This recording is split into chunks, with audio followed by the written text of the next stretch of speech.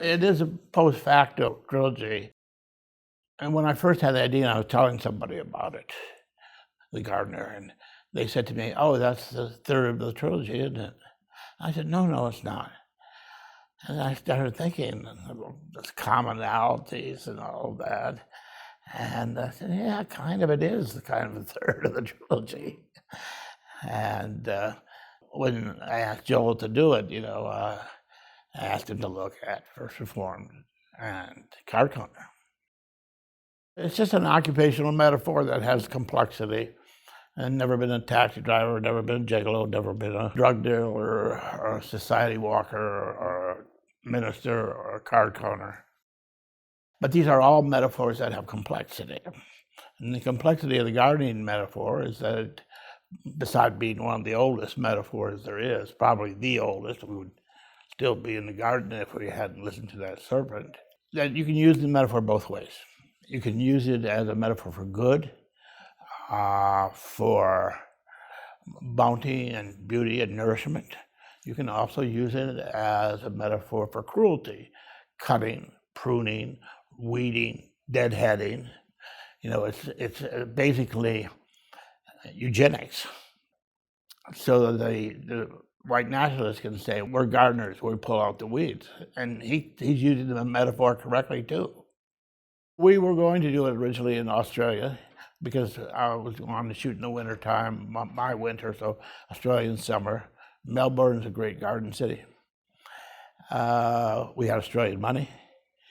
And then COVID locked Melbourne down for about 15 months. But I had cast Joel, and the money stayed with us, and we moved the show to Louisiana. And Louisiana has had for over 10 years the best subsidies. And so probably a lot of people in Europe who think, all of the U.S. looks like Louisiana. I think it makes for lazy writing because you hear the actor doing the lines and you're thinking, that's a great speech. It's not a great speech. Al Pacino's a great actor, and you were listening to Al do the lines. Maybe you're not going to get Al. Maybe, you better make that speech good enough. But then sometimes it starts to occur to you toward the end of First Reformed. I thought it's very much for Ethan. And Oscar, I had known Oscar, and I had given him what would have been his first starring role if the movie hadn't fallen apart. And so Oscar occurred to me. But I try not to think about it too much while I'm writing because, as I said before, it softens your skill. Sometimes I start writing a script thinking I might direct it, and then realizing that it would probably be better in other hands. 40 years ago, whenever Blue Collar was, I had no qualms about directing, essentially black subject matter. But now there are so many black directors and so many films by people who have been raised in the inner city and making films that it's kind of presumptuous for me at my age to imagine myself in those shoes. I learned that lesson years ago from Scorsese. There was a role in Taxi Driver that was kind of a nothing role, a campaign assistant, very, very beige role.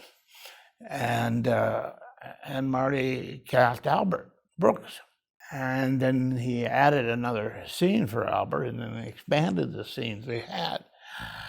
And I realized that's so smart. You have a nothing role, cast a comic. A couple things to have. The comic's going to make it interesting. The comic knows how to make stuff interesting. He knows how to stay alive on stage. And secondly, if you're tight for money and the comic has a reputation of only doing comic material, then they'll work for free, which is like the case with Cedric and Pryor and Tiffany, because they all wanted the cred of doing a serious material. And when I hired Cedric, I said to him, you know, this is not a funny role. There's no laughs here. And he said, we wouldn't be meeting if there was. Started to shoot maybe 42, 44, 45 days.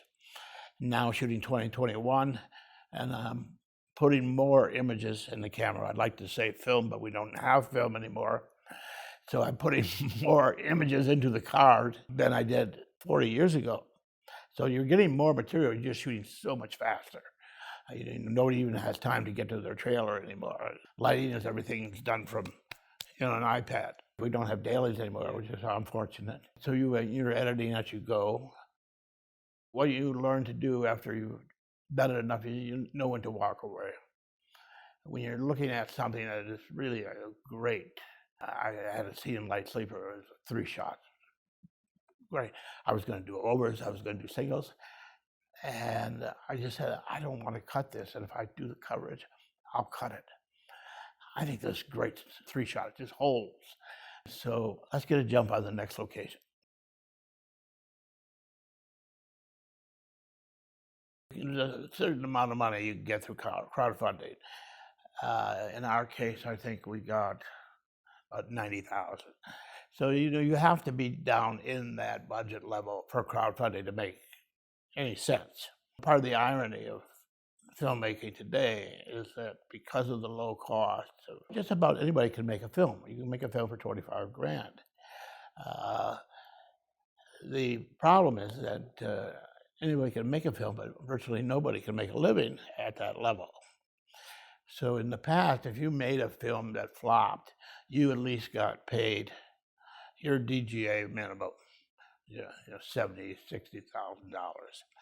Today, you can finance it yourself for $50,000 and then lose $50,000, and you don't get any salary at all. You need also theatrical to set the table. Even Netflix is using theatrical to set the table. Amazon. There's something of film about that window with 17 days seems to be the least now. To have that theatrical window, it gives you reviews. It gives you an opportunity to get your head above the crowd, and then you roll out.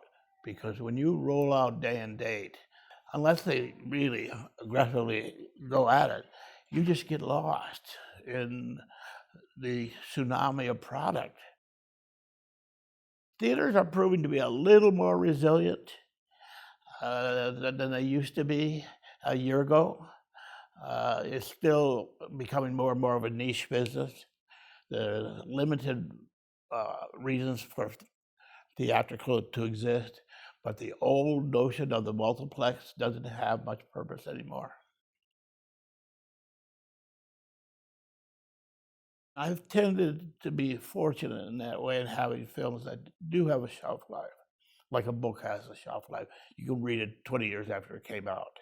People do. Movies, didn't used to have shelf life at all. Now they have shelf life because you can get them.